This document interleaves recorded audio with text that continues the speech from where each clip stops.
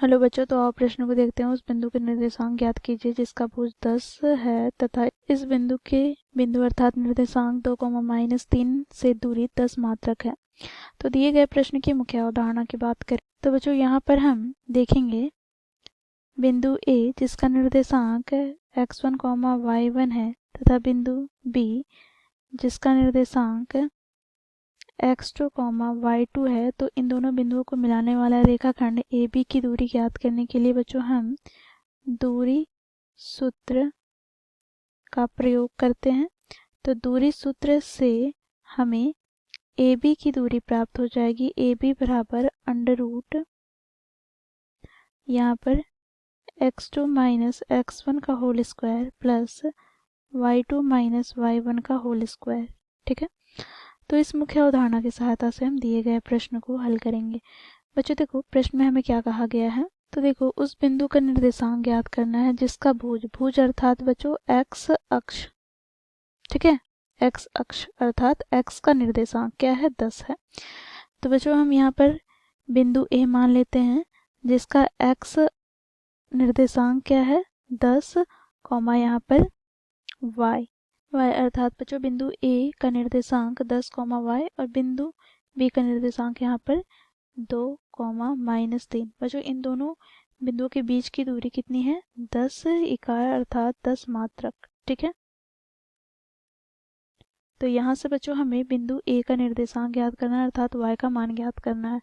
तो यहाँ से बच्चों हमें क्या करना होगा, तो देखो हमें यहाँ से प्राप्त हो जाएगा AB का वर्ग बराबर, यहाँ से बच्चों देखो x2 माइनस x1, तो x2 के स्थान पर क्या है तो 2 माइनस x1 के स्थान पर क्या है तो 10 का होल स्क्वायर प्लस यहाँ पर बच्चों y2 के स्थान पर क्या है तो -3 माइनस y1 के स्थान पर क्या है तो y का होल स्क्वायर में प्राप्त हो जाएगा।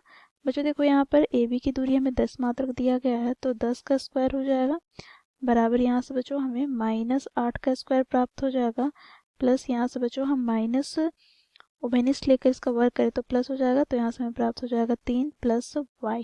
ठीक है, यहाँ से हमें प्राप्त हो जाएगा 10 का स्क्वायर 100 बराबर -8 का स्क्वायर 64 प्लस यहाँ से बच्चों देखो यहाँ पर वर्ग छूट गया था, इसका हम देखो सूत्र देखें तो a प्लस बी का होल स्क्वायर बराबर होता है a square plus B square plus 2 गुनी a गुनी b। तो यहाँ से हमें प्राप्त हो जाएगा 3 का स्क्वायर 9 प्लस y का स्क्वायर प्लस 3 दूनी 6 गुनी y। तो यहाँ से हमें प्राप्त क्या हो जाएगा, तो यहाँ से हमें प्राप्त हो जाएगा देखो 100 में हम 64 घटाएंगे तो हमें 36 प्राप्त हो जाएगा, 36 में हम 9 घटाएंगे बराबर, यहाँ से हमें प्राप्त हो जाएगा y स्क्वायर प्लस 6y। तो यहाँ से हमें प्राप्त क्या हो जाएगा, तो यहाँ से हमें प्राप्त हो जाएगा 27 बराबर y स्क्वायर प्लस 6y। अब इसे हम आगे सरल करते हैं तो यहाँ से हमें प्राप्त हो जाएगा y square plus 6y minus 27 बराबर 0। तो यहाँ से बच्चों देखो y स्क्वायर प्लस यहाँ पे 27 को हमें क्या करना है y स्क्वायर के गुणांक से गुना करना है तो हमें 27 प्राप्त होगा। 27 को दो संख्याओं में इस प्रकार तोड़ना है कि हमें घटाने पर क्या प्राप्त होना चाहिए 6। तो देखो यहाँ पर 9 और यहाँ से क्या हो गया देखो 3, तो घटाएंगे तो 6 हमें प्राप्त होगा। तो यहाँ से हम लिखेंगे -3। ठीक है, तो यहाँ से 6 के स्थान पर हम लिखेंगे 9 - 3 गुना में y माइनस 27 बराबर 0। तो यहाँ से हमें प्राप्त हो जाएगा y square plus 9y minus 3y minus 27 बराबर 0। तो यहाँ से बच्चों देखो इन दोनों पदों से हम y उभयनिष्ठ निकाले तो यहाँ से हमें प्राप्त हो जाएगा y प्लस 9।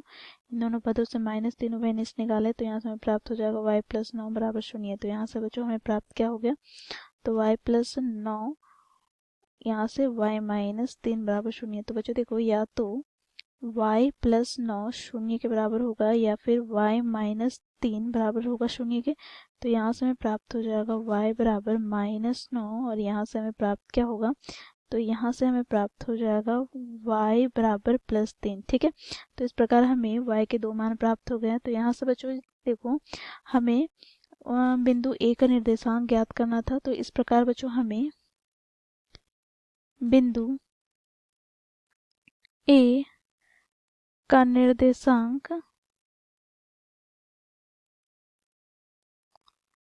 प्राप्त होगा।